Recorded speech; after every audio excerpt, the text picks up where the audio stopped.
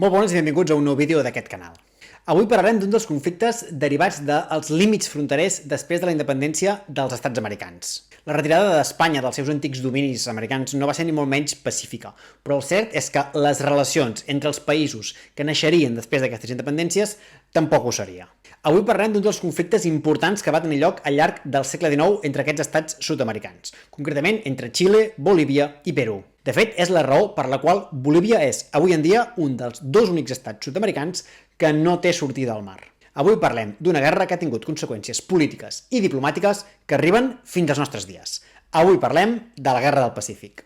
Abans de començar, recordem el que diem sempre. Aquest és un canal de divulgació, no és un canal acadèmic. El que diem intentem que sigui cert, però hi ha molta més informació de la que us donem en aquest vídeo. Esperem despertar la vostra curiositat i que consulteu moltíssimes més fonts que aprofundeixen molt més que nosaltres. I recordeu també que ens encanten els vostres comentaris. Per tant, sisplau, comenteu molt. Doncs no ens allarguem més. Som-hi!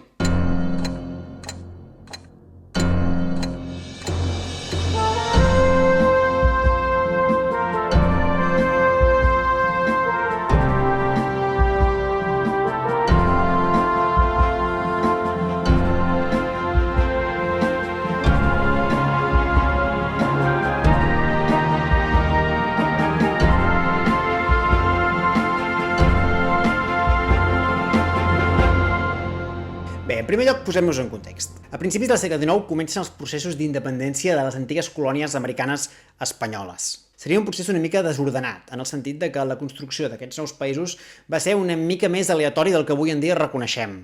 És a dir, podríem dir que el mapa de l'Amèrica Llatina podria haver acabat tenint més o menys països dels que avui en dia coneixem en funció de com haguessin acabat evolucionant tots aquests processos d'independència.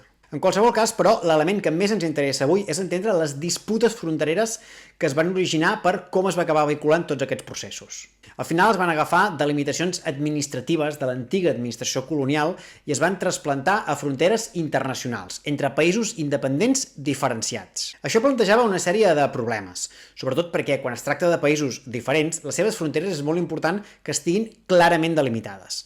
En canvi, si es tracta d'entitats que finalment són simples divisions territorials que formen part d'una mateixa entitat supranacional, com era el cas de les colònies espanyoles, en aquests casos els límits podien estar, diguem-ne que, més difuminats. Això era el que passava en els territoris espanyols, que en molts casos no acabaven de saber mai on començava una província, una capitania general o un virreinat i quan començava el següent.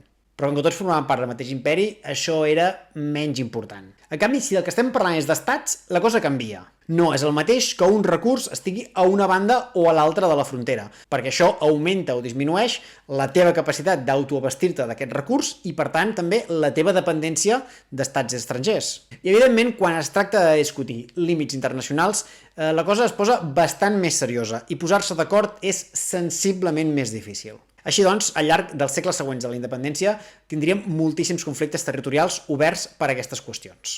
Comencem situant-nos als anys 70 del segle XIX, concretament a la regió d'Antofagasta. Aquesta era una regió en disputa entre tres països, Xile, Bolívia i Perú. Especialment la disputa inicial va ser entre Bolívia i Xile. Per tots dos països era una zona realment estratègica. En el cas de Bolívia era més evident, era la seva sortida al mar. Si perdia aquest territori, perdia aquest recurs estratègic. Tenir mar és realment important, perquè si en tens, això et permet connectar-te amb pràcticament qualsevol altre país del món de manera directa. En canvi, si no tens mar, sempre dependràs de tercers països pels quals has de transitar per arribar-hi, i per tant, per connectar-te amb el món. Bolívia volia evitar-ho al preu que fos, i per tant defensava la seva sobirania sobre aquest territori. Xile, en canvi, també tenia un especial interès en aquest territori, en aquest cas per un tema dels recursos que s'hi poden trobar, especialment de dos tipus. En primer lloc, el guano. El guano, per fer-ho fàcil, és merda d'ocell que es concentrava en grans quantitats a les illes rocalloses que hi havia a prop de la costa. Pot semblar que l'excrement d'ocell no és un recurs especialment preuat, però el cert és que és un fertilitzant boníssim. Per tant, pel sector de l'agricultura és realment important tenir accés a aquest recurs. I l'altre era el salitre, que és una matèria inorgànica que conté nitrogen i potassi. Aquest es fa servir en part també per temes de fertilitzants, però sobretot es fa servir per la construcció d'explosius. La zona en qüestió era rica en aquests dos elements i per això Xile també tenia intenció de reclamar la seva sobirania en aquest territori. Tot i així, qui exercia de facto el control del terreny en aquell moment era Bolívia. El 1974 signa un tractat entre aquests dos països en el qual s'intenta dirimir la qüestió de manera pacífica. Realment, les dues parts poden quedar satisfetes. Xile reconeixia la sobirania boliviana sobre aquella zona i sobre els seus ports, per la qual cosa garantia l'accés de Bolívia al mar. I per la seva banda, Bolívia garantia el dret de les empreses xilenes a explotar els recursos naturals d'aquelles terres. Això sí, ho feia amb una sèrie de condicions, entre les quals hi havia una limitació tributària. És a dir, Bolívia es comprometia a no apujar els impostos a les empreses xilenes que explotaven aquells recursos per sobre d'una sèrie de llindars pactats. 2 anys després del Tractat de 1874 arriba al poder a Bolívia Hilarión Daza, un jove governant de només 36 anys. Es troba un país amb una situació econòmica complicadíssima i la necessitat imperiosa de recaptar fos com fos. I a ell o a algú del seu govern se'ls va acudir la magnífica idea d'aconseguir aquests ingressos que necessitaven apujant els impostos a les empreses xilenes que explotaven els recursos de la zona en qüestió. Això era una violació flagrant del tractat. En part, Hilarión Daza es va atrevir a fer-ho perquè tenia una aliança en secret amb l'altre país involucrat en el conflicte, amb Perú. Això va fer que es sentís reforçat. I tot, en certa manera, hi ha qui diu que ja li interessava provocar a Xile perquè creia que la força combinada de Bolívia i Perú podria derrotar-los i obligar-los per la força a renunciar directament a qualsevol dret sobre aquest territori. A Xile l'augment tributari, evidentment, va caure molt malament i van llançar un ultimàtum al govern bolivià. O bé revertien aquesta decisió o bé Xile intervindria militarment. Els xilens havien estat informats de l'acord secret que tenien Bolívia i Perú i, per tant, sabien que no era ni molt menys un mediador neutral. El 5 d'abril de 1979, Xile declara formalment la guerra als seus enemics i comença el conflicte. Aquest conflicte tindrà bàsicament 2 fases. La primera serà una fase naval. L'armada boliviana pràcticament no existia i els pocs vaixells que tenien eren pràcticament inservibles. Per tant, l'encarregat de defensar la posició dels aliats des del punt de vista del mar seria Perú. Malgrat això, el cert és que l'armada peruana també era bastant arcaica, però això sí, ja preparant-se perquè el pogués passar, havien fet un primer pas per intentar renovar-la. En previsió, havien comprat 2 vaixells molt moderns al Regne Unit que estaven preparats per entrar en batalla en contra de l'armada xilena. Eren els cuirassats Independència i Huáscar. L'èxit de les seves operacions navals es basava bàsicament en l'èxit d'aquests 2 vaixells. La cuirassat Independència, però, va durar poc i el van acabar enfonsant. Per tant, el gruix de les esperances bolivianes i peruanes van quedar a sobre del Huáscar. El cert és que el Huáscar va causar autèntics estralls a tota la costa xilena, en una sèrie d'actuacions ràpides que es coneixen com les correries del Huáscar. El capità del Huáscar era Miguel Grau, un dels grans herois nacionals de Perú que encara es recorden avui en dia. Ell era conscient de la seva inferioritat i que, per tant, la seva tàctica havia de ser no enfrontar-se directament amb l'armada xilena, sinó anar fent aquests petits atacs ràpids en els quals arribava, descarregava i marxava ràpidament abans que l'armada xilena pogués respondre. L'encarregat d'aturar el Huáscar i totes les seves actuacions era un dels grans capitans de l'armada xilena, el capità Arturo Prat. Estava al capdavant del vaixell Esmeralda i es va fixar com el gran objectiu aturar el Huáscar i a Miguel Grau. Val la pena remarcar un fet curiós, i és que els 2 grans herois nacionals d'aquest conflicte de cada un dels 2 bàndols, Miguel Grau i Arturo Prat, en tots 2 casos, tot i que havien nascut ja al continent americà, tenien ascendència catalana. En el cas d'Arturo Prat descendia de Santa Coloma de Farners i en el cas de Miguel Grau descendia de Sitges. Finalment, després de molts mesos d'esquivar-se, els 2 capitans s'acaben trobant. És la coneguda com a batalla naval d'Iquique, en el qual l'Esmeralda, el vaixell de Prat, intenta abordar el Huáscar, el vaixell de Grau. De fet, el propi Prat salta a la coberta del vaixell enemic per intentar prendre'l. Però Grau guanyarà una vegada més la batalla. El Huáscar aconseguirà fugir i Prat s'hi deixarà la vida. En aquest punt és important remarcar el respecte que es tenien els 2 homes. De fet, en una pràctica que avui en dia segurament ens semblaria una mica estranya, però que en el moment era un senyal de respecte, Grau va escriure una carta a la vídua d'Arturo Prat.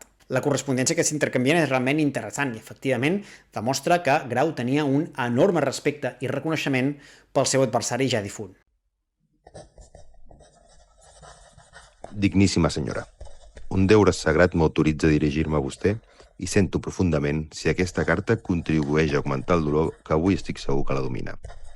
En el combat naval que va tenir lloc a les aigües d'Iquique, entre les naus peruanes i xilenes, el seu digne i valerós marit, el capità de fragata Arturo Prat, comandant de l'Esmeralda, va ser víctima del seu valerós atreviment en defensa i glòria de la bandera de la seva pàtria.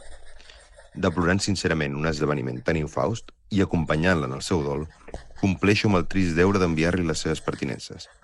Ho faig amb l'esperança que elles us donaran algun consol enmig de la desgràcia. Reiterant-li els meus sentiments de condol, senyora, Aprofito l'oportunitat per oferir-li els meus serveis, consideracions i respecte.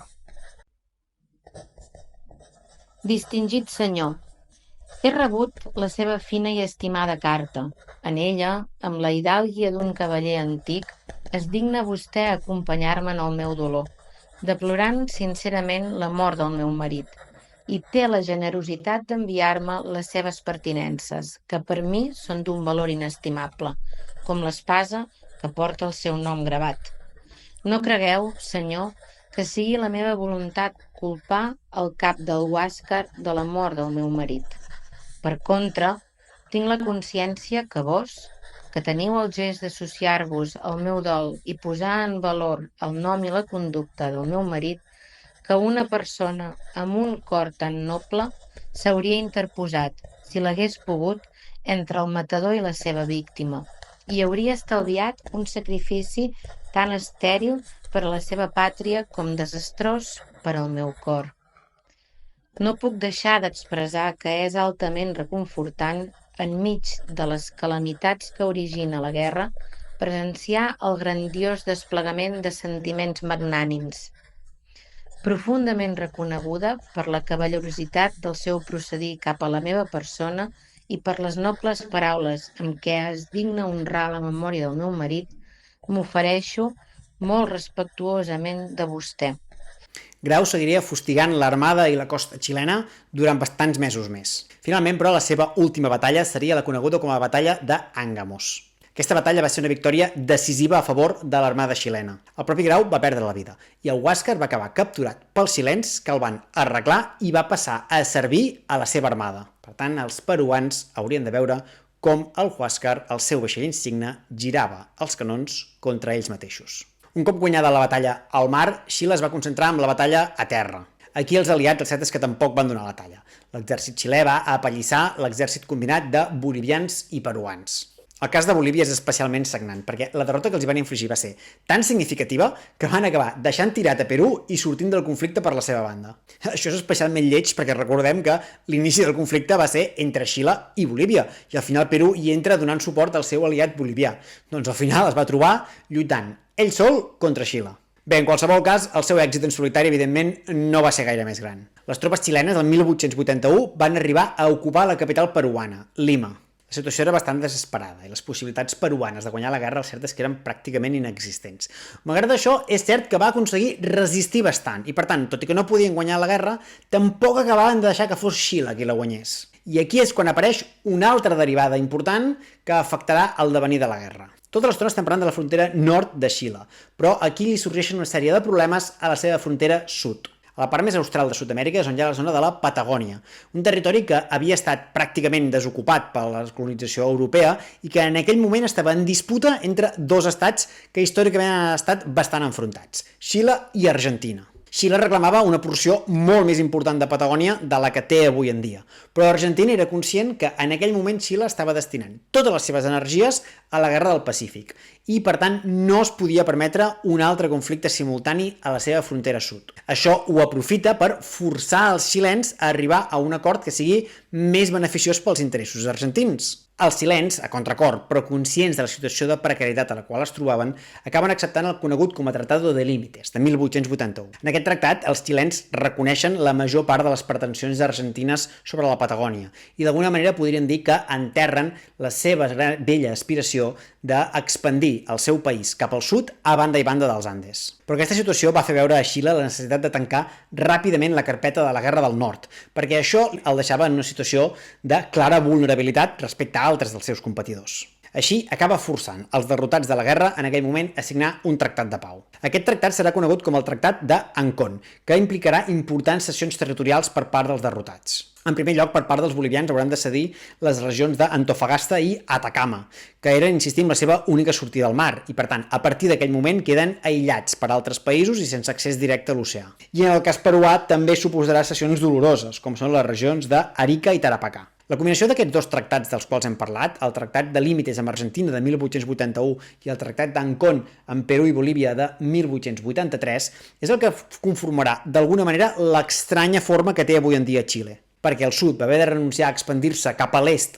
dels Andes en favor d'Argentina i el nord va acabar conquerint territoris tallant el mar a Bolívia i agafant el sud de Perú. Per tant, s'ha convertit en un país amb una forma molt curiosa, molt llarg i al mateix temps molt estret. D'aquell conflicte, però, hi ha una sèrie de derivades que encara arriben fins als nostres dies. En primer lloc, les reivindicacions de Bolívia de recuperar una sortida sobirana al mar segueixen encara vigents al segle XXI, tot i que és cert que els successius intents que ha fet a través de tribunals internacionals d'aconseguir-ho han fracassat tots, i tot fa preveure que serà un objectiu molt difícil d'assolir. I en el cas de Perú ja no reclama el retorn dels seus territoris perduts, ja veu que no hi ha gaire res a fer, però sí que almenys reclama el retorn del seu vaixell, del Huáscar. Quan va acabar la guerra, el Huáscar va seguir servint a l'armada xilena, i de fet s'hi va estar bastants anys. I quan el van retirar, van decidir guardar-lo una mica com a museu, una mica com a record de la gran victòria que havien assolit sobre els peruans. Recordem que en aquest vaixell, en el Huáscar, és on va morir Arturo Prat, perquè tot i que en el moment de la seva mort el vaixell estava servint a l'armada peruana, Prat va morir justament intentant abordar-lo. Però és que uns mesos després també allà va morir Miguel Grau, l'heroi nacional peruà. Per tant, els dos països es pot dir que tenen un vincle sentimental important amb aquest vaixell. A Perú d'això se n'ha fet una qüestió política que ha generat cert debat, però Xile s'ha mostrat molt inflexible i no té cap intenció de retornar-los al vaixell. Avui en dia és un museu flotant al port xilè de Talcahuano. De fet, si mai aneu a Xile, és una visita interessant. I si algú ja l'ha visitat, és una molt bona cosa per deixar-nos als comentaris. En tot cas, com veieu, aquest és un conflicte que ens ajuda d'alguna manera a entendre el mapa de Sud-amèrica d'avui en dia. Una mostra més de com, tot sovint, la història ens ajuda a entendre una mica millor el nostre present. I bé, fins aquí el programa d'avui. Ens veiem molt aviat. Recorda que ens encanta que ens proposeu temes. Per tant, si teniu algun tema per proposar, ens ho deixeu als comentaris. I si no us voleu perdre els propers vídeos, sobretot, subscriviu-vos. I si activeu les notificacions, encara millor. Esperem que us hagi agradat i ens veiem molt aviat. Fins la propera!